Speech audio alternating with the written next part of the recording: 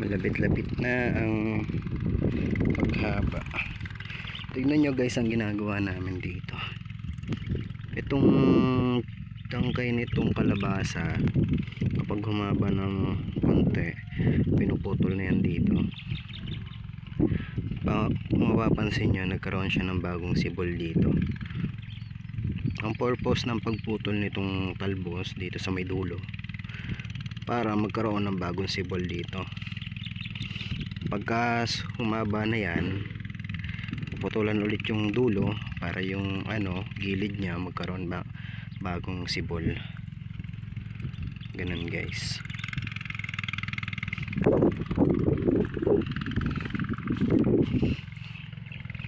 Yan, tulad nito, dapat putulan na to agad.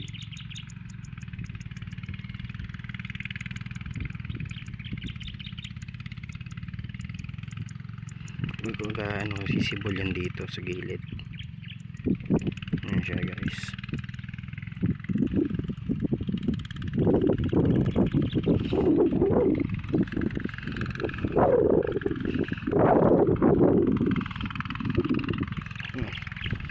Tulad ito, tingnan nyo.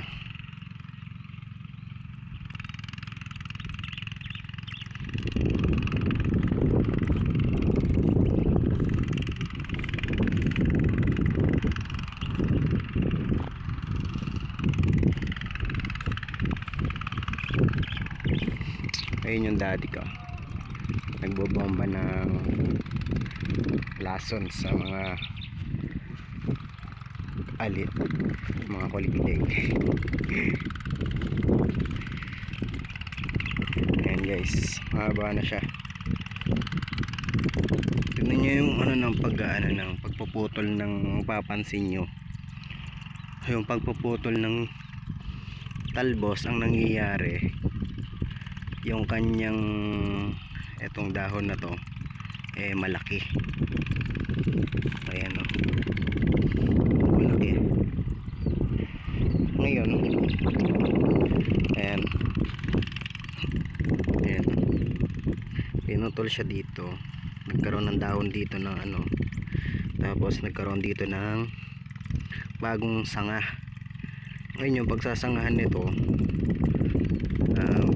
mas maraming bumunga. Ganun ang purpose niya, mas maraming bumunga yung mga kalabasa.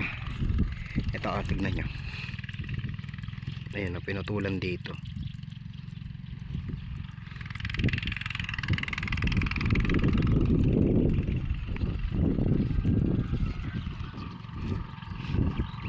Ano binamba mo dyan, de? Brudan.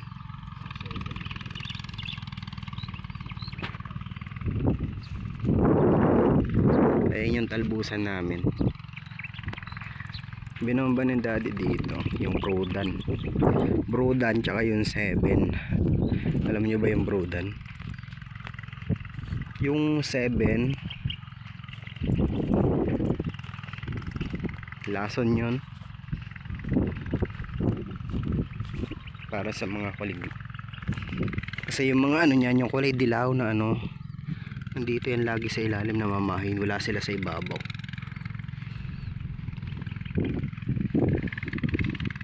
Kaya ang pagbomba dyan sa ilalim.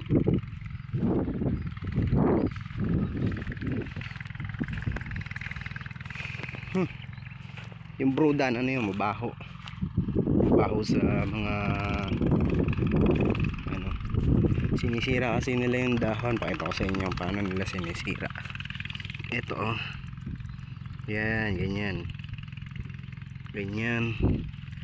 ayan sinisira nila. Ayan ganyan yung naninira. Kita nyo yan, yung kulay dilaw na. Pag nakita nyo yan, ay nawala. Hulihin nyo. Mabilis yun ito pa hulihin nyo. Tignan nyo sa ilalim sila ayun, ayan ayun.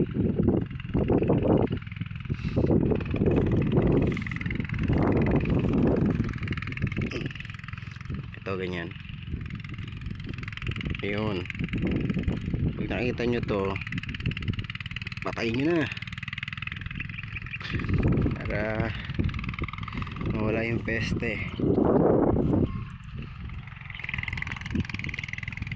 Ganun guys, pakita ko sa inyo kung paano, gaano karaming bumunga to